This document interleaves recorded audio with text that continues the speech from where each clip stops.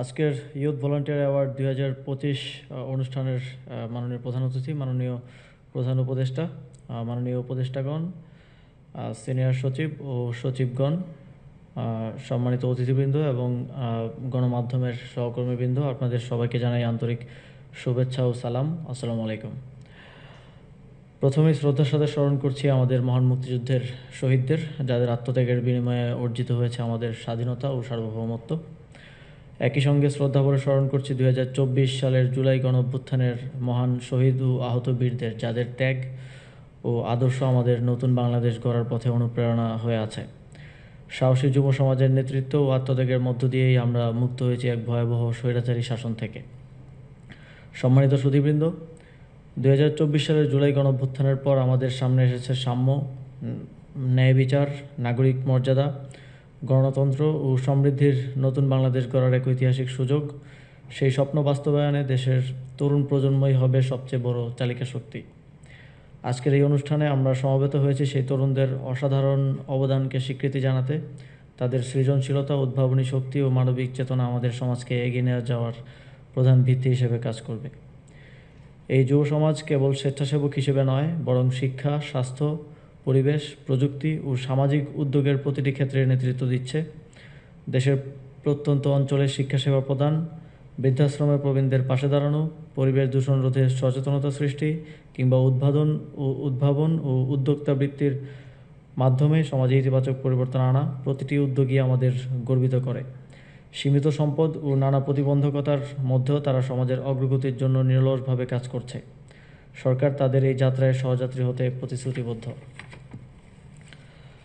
বাংলাদেশের মোট জনসংখ্যার 1/3 যুবক, প্রায় 63% নাগরিকের বয়স 35 বছরের নিচে। এই বিশাল জনগোষ্ঠীকে ডেমোগ্রাফিক ডিভিডেন্ডে রূপান্তরিত করাই আমাদের সময়ের প্রধান চ্যালেঞ্জ। যুব ক্রীড়া মন্ত্রণালয় ইতিমধ্যে এই শক্তিকে কাজে লাগাতে বহুমাত্রিক উদ্যোগ গ্রহণ করেছে। 2024-25 অর্থবছরে 83টি ট্রেডে 2,71,000-এরও বেশি তরুণ তরুণীকে প্রশিক্ষণ প্রদান করা হয়েছে। কৃষি, প্রাণিসম্পদ, কারিগরি, তথ্যপ্রযুক্তি, ট্রাফিক ব্যবস্থাপনা সহ নানা খাতে উদ্যোক্তা উন্নয়নের লক্ষ্যে প্রশিক্ষণপ্রাপ্তদের ঋণ সহায়তা প্রদান করা হচ্ছে। গত এক অর্থ বছরেই 26,612 জন যুবক যুবতীকে 152 কোটি টাকার বেশি ঋণ প্রদান করা হয়েছে। পাশাপাশি ফ্রিল্যান্সিং, কৃত্রিম বুদ্ধিমত্তা ও তথ্যপ্রযুক্তি প্রশিক্ষণ কার্যক্রম অব্যাহত রয়েছে। জুলাই গণঅভ্যুত্থানে আহত ও শহীদ পরিবারের সদস্যদের আত্মকর্মসংস্থান সৃষ্টির লক্ষ্যে একটি বিশেষ প্রকল্প হাতে নেওয়া হয়েছে, যার মাধ্যমে 12,877 জনকে প্রশিক্ষণ ও আত্মকর্মসংস্থান সৃষ্টিতে সহযোগিতা প্রদান করা হবে। আরও উল্লেখযোগ্যভাবে আর্ন প্রকল্পের আওতায় প্রায় 9 লাখ যুবক যুবনারীর প্রশিক্ষণ কার্যক্রম শিগগিরই শুরু হবে। একই সঙ্গে জাতীয় যুব নীতিমালা হালনাগাদ ও যুব উদ্যোক্তা উন্নয়ন নীতিমালা 2025 প্রণয়ন করা হয়েছে। স্টার্টআপ এবং উদ্যোক্তাদের জন্য সহযোগী ইকোসিস্টেম বিনির্মাণের লক্ষ্যে একযোগে কাজ করছে বাংলাদেশ বিনিয়োগ উন্নয়ন কর্তৃপক্ষ, আইসিটি বিভাগ এবং যুব উন্নয়ন অধিদপ্তর। সম্মানিত অতিথিবৃন্দ, ক্রীড়া ও অবকাঠামো উন্নয়নকে আমরা জাতীয় অগ্রাধিকার হিসেবে বিবেচনা করছি। গত এক বছরে যুব ক্রীড়া মন্ত্রণালয় এই খাতে যুগান্তকারী পদক্ষেপ গ্রহণ করেছে।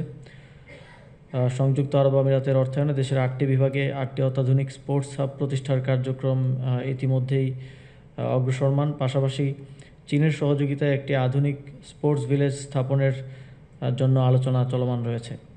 এছাড়া কক্সবাজারে দেশের প্রথম স্পোর্টস ইনস্টিটিউট প্রতিষ্ঠার কাজও শুরু হয়েছে, যা আমাদের ক্রীড়া শিক্ষাকে এক নতুন মাত্রায় উন্নীত করবে বলে আমরা আশা করি। অগ্রাধিকার ভিত্তিতে জাতীয় ফুটবল স্টেডিয়াম সংস্কার কাজ সম্পন্ন করে তা বাংলাদেশ ফুটবল ফেডারেশনের কাছে হস্তান্তর করা হয়েছে। ক্রীড়ার বিকেন্দ্রীকরণের লক্ষ্যে নতুন 2টি বিভাগে বিপিএল আয়োজনের প্রয়োজনীয় অবকাঠামোগত সংস্কার সম্পন্ন করা হচ্ছে। শুধু কেন্দ্রীয় পর্যায়ে নয়, বরং বরিশাল, চাঁদপুর, শরীয়তপুর ও নড়াইল সহ বিভিন্ন জেলার একাধিক স্টেডিয়াম উন্নয়ন ও নতুন অবকাঠামো নির্মাণ চলছে। সারা দেশে ইতিমধ্যেই 150টি উপজেলা মিনি স্টেডিয়ামের কাজ সম্পন্ন এবং আরও 201টি উপজেলা মিনি স্টেডিয়াম নির্মাণের প্রকল্প চূড়ান্ত করা হয়েছে। পাশাপাশি 100টি স্কুলে সিনথেটিক পিচ স্থাপনের উদ্যোগ গ্রহণ করা হয়েছে। এসব উদ্যোগের ধারাবাহিকতায় 2024-25 অর্থবছরে এডিপি বাস্তবায়নের হার দাঁড়িয়েছে 91.6%, যা আমাদের পরিকল্পনা বাস্তবায়নে দৃঢ় অঙ্গীকারের স্পষ্ট প্রতিফলন। অবকাঠামোগত উন্নয়নের পাশাপাশি ক্রীড়াঙ্গনে প্রশাসনিক সংস্কার, বিকেন্দ্রীকরণ ও স্বচ্ছতা নিশ্চিত করতে পুরনো কমিটি ভেঙে অ্যাডহক কমিটি গঠন করা হয়েছে। বিপিএলকে উত্তর ও দক্ষিণাঞ্চলের সম্প্রসারণের সিদ্ধান্ত গৃহীত হয়েছে।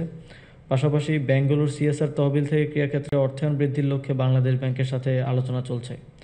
উল্লেখযোগ্যভাবে ই স্পোর্টসকে আনুষ্ঠানিকভাবে ক্রীড়া হিসেবে স্বীকৃতি দেওয়া হয়েছে। সম্মানিত সুধীবৃন্দ, তারুণ্যের শক্তিকে উদযাপন করতে মাননীয় প্রধান উপদেষ্টার নির্দেশনায় গত বছর থেকে সারা দেশে আয়োজন করা হচ্ছে তারুণ্যের উৎসব। প্রাথমিক ধাপে 47,000-এরও বেশি ইভেন্টে অংশ নিয়েছেন প্রায় 2,66,00,000 শিশু, কিশোর এবং তরুণ, যার মধ্যে নারীর অংশগ্রহণ ছিল 1 কোটিরও বেশি। সারা দেশে ব্যাপক সাড়া পেয়ে উৎসবের মেয়াদ 2025 সালের ডিসেম্বর পর্যন্ত বৃদ্ধি করা হয়েছে। সামাজিক সুরক্ষা ও দারিদ্র্য বিমোচনের লক্ষ্যেও মন্ত্রণালয় বিভিন্ন কার্যক্রম পরিচালনা করছে যুব ক্রীড়া মন্ত্রণালয়।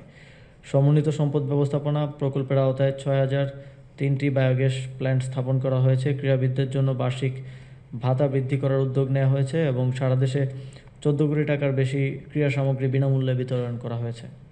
পরিশেষে আজকের পুরস্কারপ্রাপ্তদের আন্তরিক অভিনন্দন জানাচ্ছি। আপনাদের অবদান কেবল দেশ নয়, সমগ্র জাতির জন্য অনুপ্রেরণার উৎস হয়ে থাকবে।